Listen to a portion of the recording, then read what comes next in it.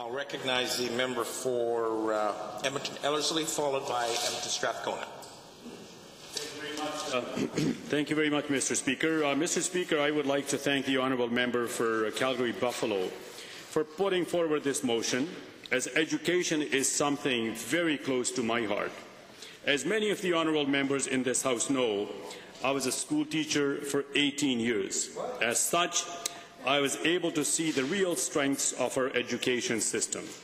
I saw the excellent work done by teachers and staff in all areas of our education system, and I've always been very, very proud of it. Mr. Speaker, we do have one of the best education systems in the world. Alberta schools are world-class, and so are our teachers and staff. The member wishes for the House to endorse the following.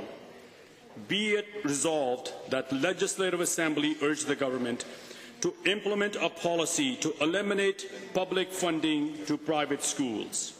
I do not believe that the implementation of such a policy would be in the best interest of our school system.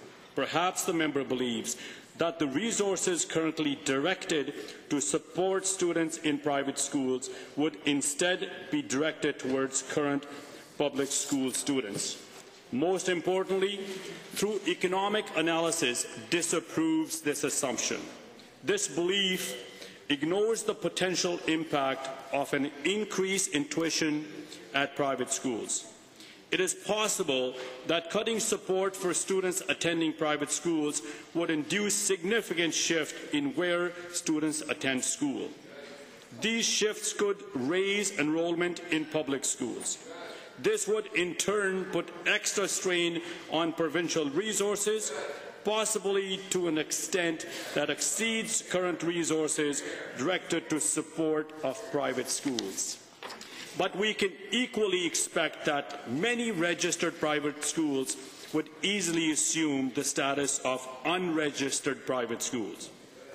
If private schools are going to lose funding anyways, why would they still comply with those regulations and standards set out by the province in order to determine whether they should receive funding? Effectively, this would result in less adherence to the standards expected of public schools. As such, it would reduce standardization and provincial compliance among private schools. Mr. Speaker, I don't believe the member has considered all of the potential consequences of implementing this proposed policy.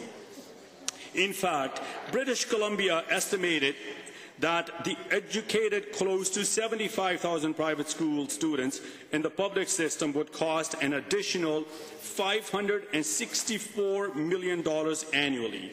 This amount is $306 million larger than the current operating grants to support students attending private schools. As such, per-child costs are actually lower for students attending private schools, thus allowing the government to direct finances elsewhere. For example, resources could be used to increase specialized supports in the public system or limit the education property tax. This is why many provinces like British Columbia and Alberta provide support for students attending private schools. British Columbia provides up to 50% of per-student grant to nearly all students attending private schools in the province.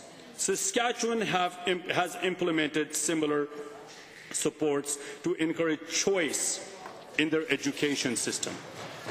The government of Saskatchewan contributes funds on behalf of students attending private schools up to 50% of the provincial per-student average. To be eligible for government support in Saskatchewan, schools, Mr. Honourable Member, schools must participate in the provincial student assessment program.